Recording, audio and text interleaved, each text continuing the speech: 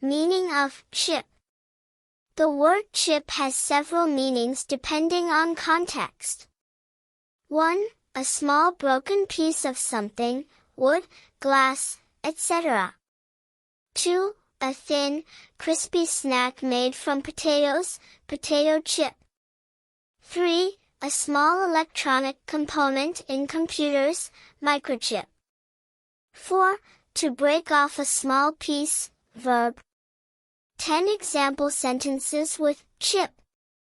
1. He ate a bag of potato chips while watching TV. 2.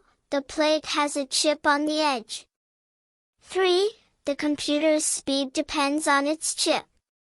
4. She chipped her tooth while eating hard candy. 5. He put a chip of ice into his drink. 6. The phone has a security chip inside. 7. Don't touch the glass, it has a chip and may cut you. 8. I love eating banana chips as a snack. 9. The artist used a hammer to chip away at the stone. 10. This chip controls the entire machine.